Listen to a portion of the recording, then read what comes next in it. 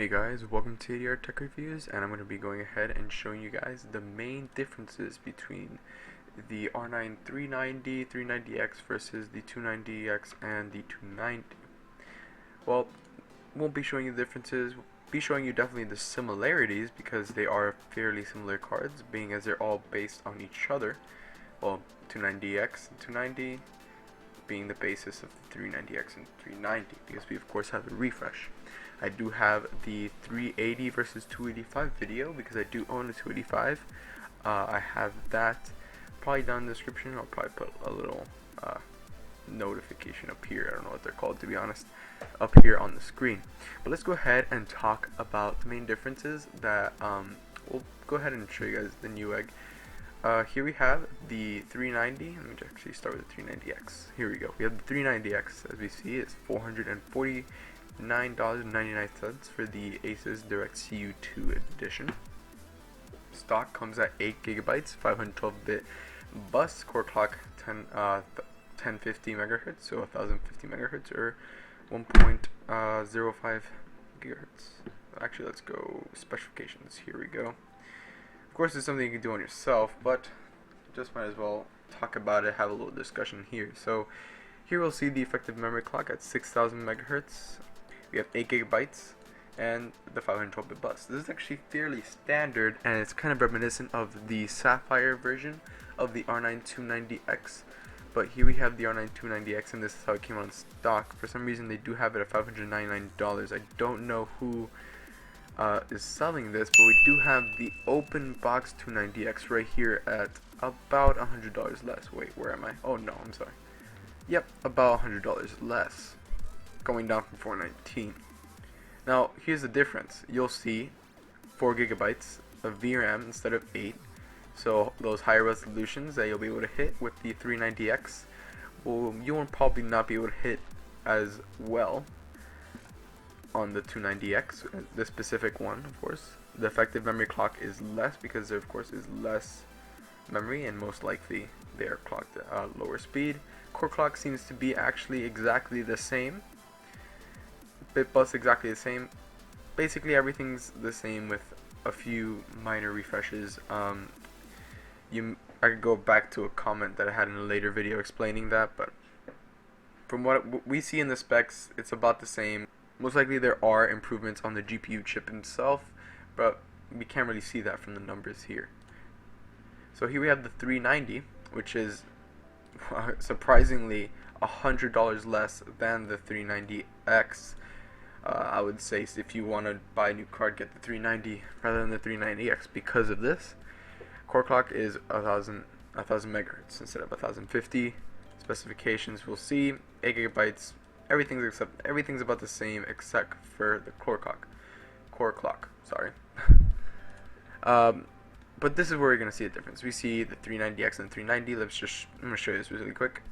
We do have some cut down stream processors and cut down compute units, and this is also something we'll see later on the 200 series. Of course, the 290 is about the same. You'll see the memory clock is of course less, just like in the case of the 290X and the 390X. Where'd you go? And the price difference is also fairly normal. I couldn't find another Asus version, a new one, but here we have it, $300, and the price difference is where you can see it, $329 right now with a rebate card. But hey, like I said, I'd probably go with the 290 if you were looking for it. But if you do want a new card and you want that that better performance with Windows 10 and DirectX 12 later in the future, definitely go with that 300 series card because it is definitely gonna provide you some better numbers in the future. So actually, let's go ahead and see where the main differences are with these two cards, four if you really count the 200 series.